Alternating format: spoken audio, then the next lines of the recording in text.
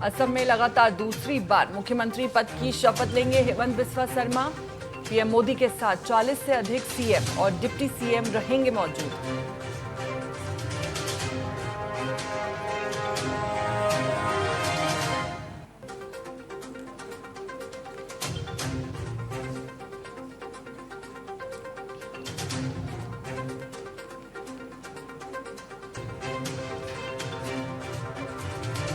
CM बनते ही action में आए शुवेंदु अधिकारी। नगर पालिका घोटाले में मामले में ममता सरकार में मंत्री रहे सुजीत बोस गिरफ्तार।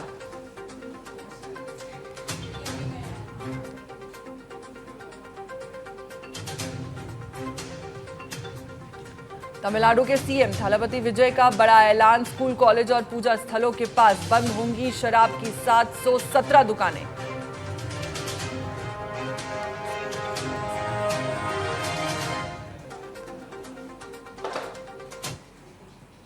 नमस्कार, आप देख रहे हैं टीएनपी न्यूज और मैं हूं आपके साथ फौजिया। बुलेटिन की शुरुआत करेंगे बड़ी खबर के साथ, जहां बंगाल नगर पालिका भर्ती में ईडी का बड़ा एक्शन। ममता सरकार में मंत्री रहे सुजीत बोस गिरफ्तार। ईडी ने लंबी पूछताछ के बाद गिरफ्तार किया। सुजीत बोस पर अवैध तरीके से नियुक्ति करने का आरोप है।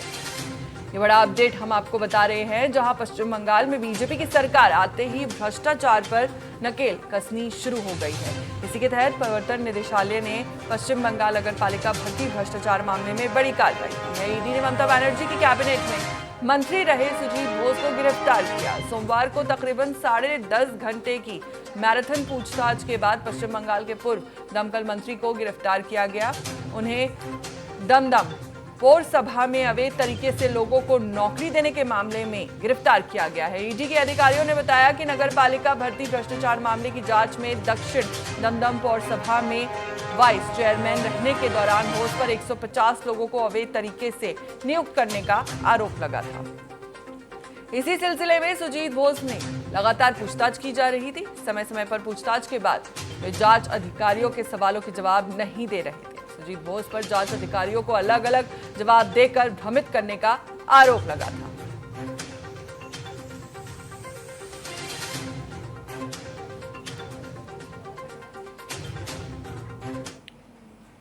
प्रधानमंत्री नरेंद्र मोदी ने मिडिल ईस्ट में ईरान और अमेरिका के बीच बढ़ते तनाव को देखते हुए जनता से दूसरी बार अपील की है। पीएम मोदी ने गुजरात के वडोदरा में सरदार धाम हॉस्टल के उद्घाटन के दौरान देशवासियों को सावधानी बरतने की सलाह दी। पीएम ने संकेत दिया कि जब तक हालात सामान्य नहीं होते, लोगों को छोटे छोटे लेकिन महत्वपूर्ण कदम उठाने चाहिए। उन्होंने पेट्रोल डीजल की खपत कम करने, कारपूलिंग अपनाने, वर्क फ्रॉम होम और वर्चुअल मीटिंग्स को बढ़ावा देने की बात कही है और डेस्टिनेशन वेडिंग से बचने की सलाह दी। इसके साथ ही स्कूलों से भी ऑनलाइन क्लासेस चलाने का आग्रह करने की बात कही। आर्थिक दबाव को देखते हुए पीएम मोदी ने लोगों से सोने की खरीद टालने की अपील की और विदेशी उत्पादों की बजाय स्वदेशी चीजों के इस्तेमाल पर जोर दिया। उन्होंने किसानों से भी रासायनिक उर्वरकों पर निर्भरता कम कर प्राकृतिक खेती अपनाने का आग्रह किया। आपको बता दें कि रविवार को हैदराबाद में पीएम मोदी ने देशवासियों से सोना नहीं खरीदने और पेट्रोल डीजल की बचत को लेकर अपील की थी।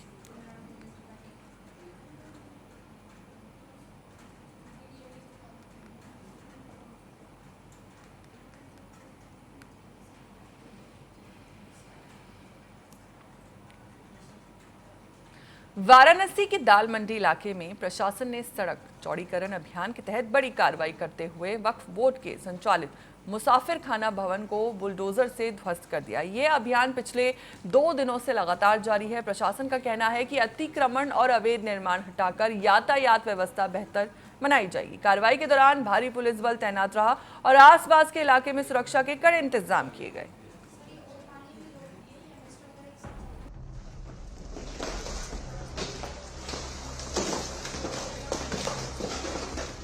वाराणसी के थाना दशाश्वमेध अंतर्गत दाल मंडी क्षेत्र में सोमवार को प्रशासन ने सड़क चौड़ीकरण अभियान के तहत एक बड़ी कार्रवाई को अंजाम दिया। वाराणसी जिला प्रशासन और पीडब्ल्यूडी की टीम ने संयुक्त रूप से कार्रवाई करते हुए वक्फ बोर्ड की मुसाफिर खाना संपत्ति के चिन्हित हिस्सों को बुलडोजर के जरिए ध्वस्त कर दिया। यह अभियान पिछले 2 दिनों से लगातार जारी है। दाल मंडी, जो वाराणसी का एक अत्यंत घना और व्यावसायिक इलाका है, यहाँ यातायात व्यवस्था को सुगम बनाने के लिए सड़कों के चौड़ीकरण का कार्य प्रस्तावित है, जिसके दायरे में यह संपत्ति आ रही थी। इस ध्वस्तीकरण की तकनीकी और कानूनी पृष्ठभूमि पर जानकारी देते हुए पीडब्ल्यूडी के कार्यकारी अभियंता के सिंह ने बताया कि ये कार्रवाई अचानक नहीं की गई है। उनके अनुसार संबंधित संपत्ति के प्रबंधकों को पहले से ही उचित समय और कानूनी नोटिस दिया गया था। प्रशासन का कहना है कि सड़क की निर्धारित चौड़ाई सुनिश्चित करने के लिए इस ढांचे को हटाना अनिवार्य था। सोमवार सुबह से ही पीडब्ल्यूडी की मशीनरी ने मौके पर पहुंचकर मुसाफिर खाना के उन हिस्सों को गिराना शुरू कर दिया जो सड़क सीमा के भीतर आ रहे थे। अधिकारियों ने स्पष्ट किया कि 2 दिन से चल रहा ये अभियान तब तक जारी रहेगा जब तक चौड़ीकरण के लिए निर्धारित लक्ष्य पूरा नहीं हो जाता। आज ये जो है वक्फ संपत्ति का था, इसकी रजिस्ट्री जो है 12 दिन पहले हो चुकी है और इनको प्रॉपर समय दिया गया था और आज इसकी जो है ध्वस्तीकरण कार्रवाई प्रारंभ जी। वक्फ की प्रॉपर्टी है मुसाफिर खाना, उसका ध्वस्तीकरण का कार्य चल रहा है। इसमें जो संबंधित विभाग है उसके द्वारा जो लीगल प्रोसेस है उसको पूरा किया गया और काफ़ी समय देने के बाद आज ये ध्वस्तीकरण की कार्रवाई शुरू की गई है।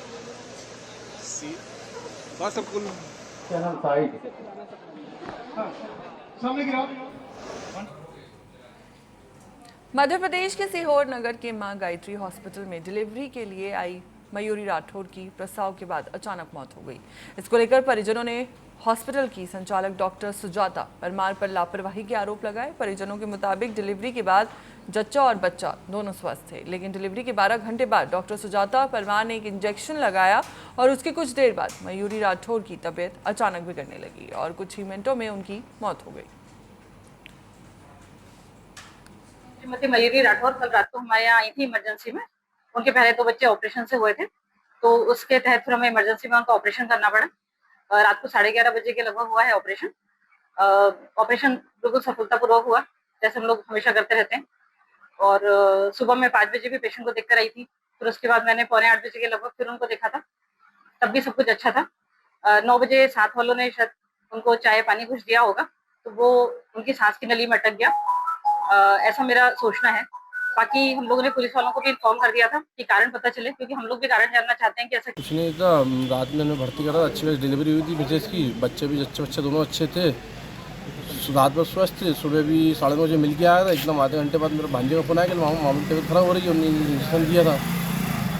2 घंटे बाद तो मिसेज की खबर ही आ गई, शांत हो गई, अंदर खराब।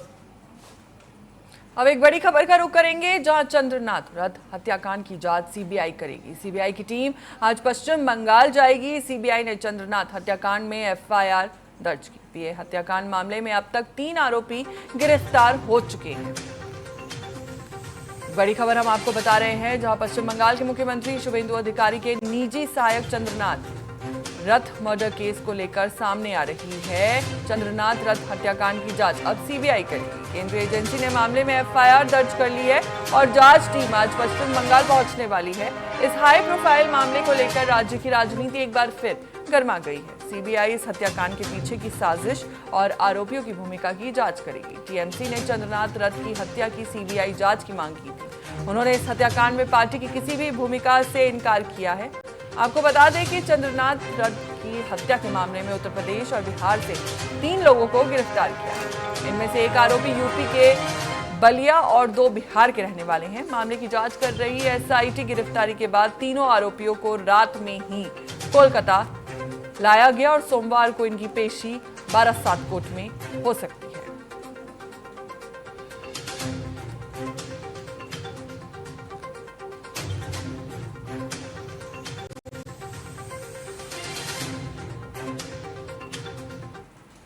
अब खबर असम से है, जहां बीजेपी हैट्रिक लगाने को तैयार है। हेमंत बिस्वा शर्मा आज लगातार दूसरी बार मुख्यमंत्री पद की शपथ लेंगे। वे असम के पहले गैर कांग्रेसी मुख्यमंत्री होंगे जो लगातार 2 कार्यकाल संभालेंगे। शपथ ग्रहण का भव्य समारोह गुवाहाटी के खानापारा स्थित वेटनरी कॉलेज ग्राउंड में सुबह 11:40 पर आयोजित किया जाएगा, जिसमें प्रधानमंत्री नरेंद्र मोदी, केंद्रीय गृह मंत्री अमित शाह, कई केंद्रीय मंत्री और 40 से अधिक एनडीए शासित राज्यों के सीएम और डिप्टी शामिल होंगे। आपको बता दें कि राज्यपाल लक्ष्मण प्रसाद आचार्य ने रविवार को शर्मा को राजग विधायक दल का नेता चुने जाने के बाद मुख्यमंत्री नियुक्त किया था।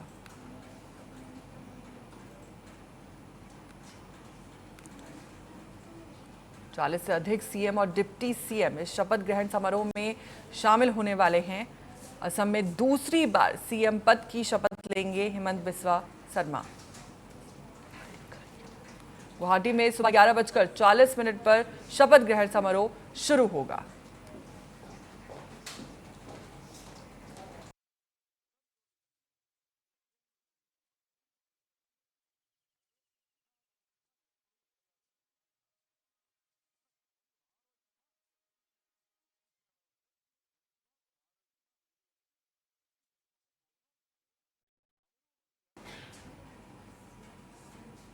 गोवा के मुख्यमंत्री प्रमोद सावंत ने मां कामाख्या मंदिर में पूजा अर्चना कर प्रधानमंत्री नरेंद्र मोदी के विकसित भारत 2047 के सपने की सफलता की प्रार्थना की। उन्होंने विकसित गोवा 2037 का लक्ष्य पूरा करने की शक्ति मांगी। सावंत ने असम की जनता को भाजपा की डबल इंजन सरकार को समर्थन देने पर बधाई दी और कहा कि हेमंत बिस्वा शर्मा के नेतृत्व में राज्य आगे बढ़ रहा है।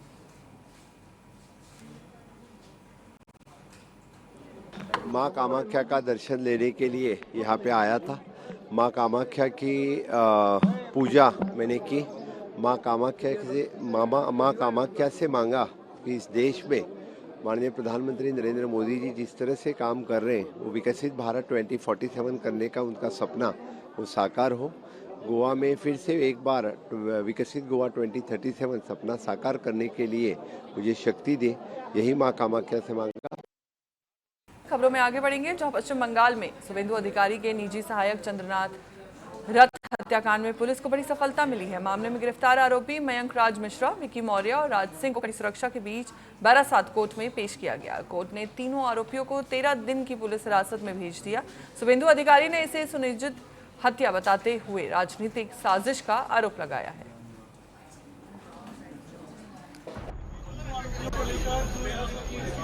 पश्चिम बंगाल के मुख्यमंत्री शुभेंदु अधिकारी के निजी सहायक चंद्रनाथ रथ की हत्या के मामले में पश्चिम बंगाल पुलिस ने 3 संदिग्धों को गिरफ्तार किया था। पुलिस के अनुसार आरोपी मयंक राज मिश्रा, विकी मौर्य और राज सिंह को हिरासत में लिया गया था। शुभेंदु अधिकारी के करीबी सहयोगी चंद्रनाथ रथ की 6 मई 2026 को गोली मारकर हत्या कर दी गई थी। शुभेंदु अधिकारी ने इस घटना को सुनियोजित हत्या बताया था और आरोप लगाया था कि रथ को उनके करीबी होने के कारण निशाना बनाया गया था। तीनों आरोपियों को आज कड़ी सुरक्षा के बीच बारासात कोर्ट में पेश किया गया है। अब पुलिस को इस केस में बड़ी सफलता मिली है। इस मामले में गिरफ्तार 3 आरोपियों को कोर्ट ने 13 दिन की पुलिस हिरासत में भेज दिया है।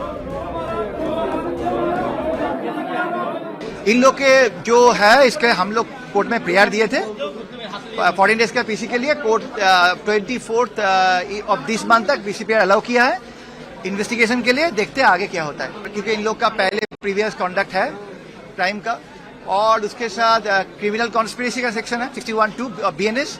एंड आज हम लोग प्रेयर किए थे 238 ऐड करने के लिए और कोर्ट ने इसके अलाउ किया, और 25-27 आर्म्स एक्ट के अंदर में हम लोग का केस स्टार्ट हुआ है। अभी बहुत दूर जाना है, तो देखते हैं क्या होता है। It's very early stage, so we can't comment anything on it.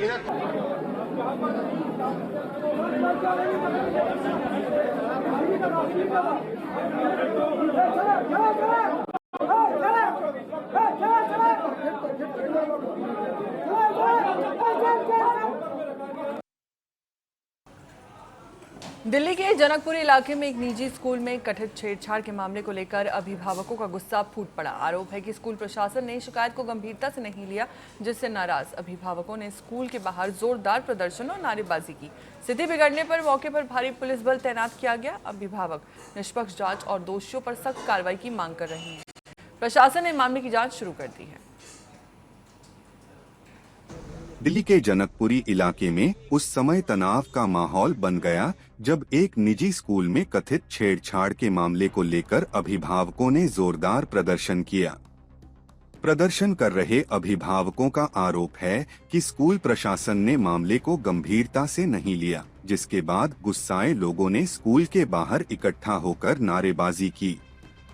मौके पर भारी पुलिस बल तैनात किया गया और स्थिति को नियंत्रित करने की कोशिश की गई। अभिभावकों की मांग है कि मामले की निष्पक्ष जांच हो और दोषियों के खिलाफ सख्त कार्रवाई की जाए।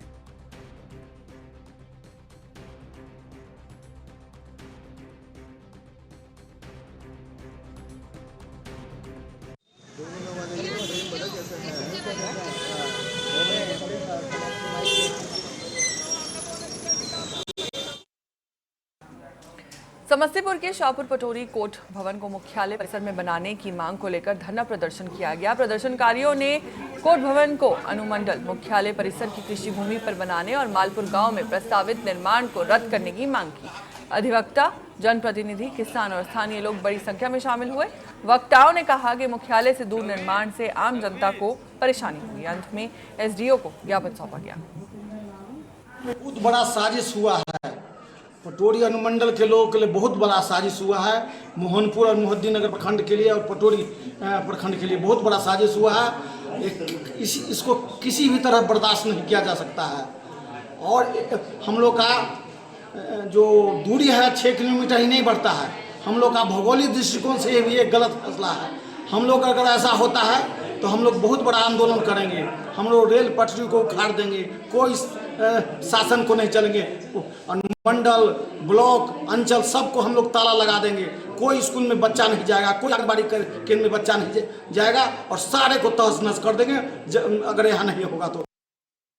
अनुमंडलीय व्यवहार न्यायालय का निर्माण जो है से लोक परियोजना के लिए होगा। आम लोगों के हित की बात होनी चाहिए। और यह जो अभी जो मालपुर की प्रस्तावित भूमि है वह पटोरी अनुमंडल से 6 किलोमीटर दूर, बीच में आप एक रेलवे लाइन की पटरी देख रहे होंगे, जो दूरगामी रेलवे लाइन यहाँ से पूर्वोत्तर जो रेल जाती है, इसी से सब रेल निकल रही है। तो सोचिए कि एक जब हमारा 144 का केस यहाँ भी होगा, मालपुर में भी केस होगा, तो हमको तुरंत अविलंब फिर यहाँ एफिडेविट बनाने के लिए आना पड़ेगा।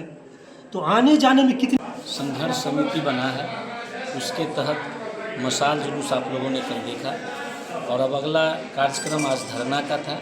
आज हम लोग धरना प्रदर्शन किए हैं। तमाम तीनों प्रखंड के सभी लोग पहुंचे हुए थे, सभी दल के लोग थे, सभी सामाजिक कार्यकर्ता भी थे और आज यही डिसीजन हुआ है कि हम लोग आकर एसडीओ साहब एक मेमोरेंडम दिए हैं। उसमें स्पष्ट है कि जो कानून है, जिस कानून के तहत कोई भी चीज़ बनता है उसमें जो है सो ये कृषि फॉर्म ही आता है। जहाँ पर पहले से ये लोग चाह रहे हैं वहाँ पर किसी तरह से सुरक्षित नहीं है। हम लोग मांग किए हैं कि सर आप अपने माध्यम से, इस ज्ञापन के माध्यम से आप अपने स्तर से भी जो सही है, जो भौतिक रूप से सही है, जो अनुमंडल के इर्द गिर्द, अनुमंडल के बगल में कृषि फार्म का भूमि में ही व्यवहार न्यायालय बने, इसके लिए सर अगर आपको अपने स्तर से भी वहाँ बताने की ज़रूरत है, लिखित रूप से देने की ज़रूरत है, तो आप इसका भौतिक सत्यापन कर चुके हैं कि व्यवहार न्यायालय किस जगह सही होगा।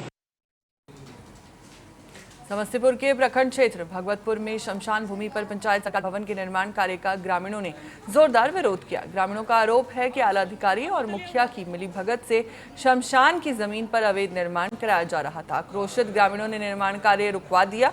इस दौरान मिट्टी की खुदाई में पुराने शव मिलने की बात भी सामने आई है। सूचना पर पहुंची पुलिस को भी विरोध का सामना करना पड़ा। बाद में प्रशासन ने निर्माण कार्य पर रोक लगा दी।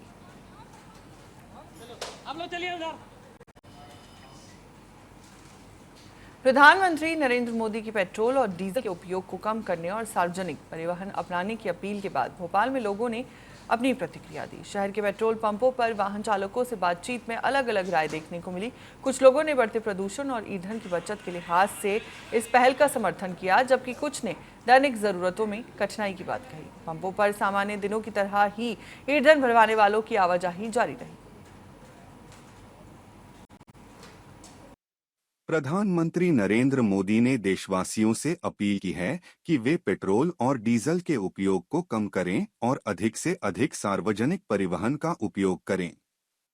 ऐसे में ये भोपाल स्थित पेट्रोल पंप की तस्वीरें हैं, जहां पर पेट्रोल डीजल के उपयोग को कम करने और सार्वजनिक परिवहन को बढ़ावा देने की पीएम मोदी की अपील पर जनता ने अपनी प्रतिक्रिया दी। माननीय श्री प्रधानमंत्री नरेंद्र मोदी जी ने सही बोला है बिल्कुल कि इंसानों को जितना भी कम हो सके पेट्रोल डीजल कम करना चाहिए। उससे फायदा ये देश का भी होगा और जो परेशानी दूसरे अन्य लोगों को होगी वो भी कम हो जाएगी। आपने बोला है कि पब्लिक ट्रांसपोर्ट का इस्तेमाल ज़्यादा करें, जैसे मेट्रो जहाँ पे है तो मेट्रो का इस्तेमाल करें और जो बसें चलती हैं आम जनता के लिए उसका इस्तेमाल। जी जी बिल्कुल बिल्कुल, क्योंकि सभी लोग अकेले बाइक लेके जाएंगे ना, और पब्लिक अगर ट्रांसपोर्ट करेंगे तो उससे काफ़ी लोगों की वो बचत होगी, इसकी उससे देश देश की प्रगति में भी अच्छा प्रावधान रहेगा।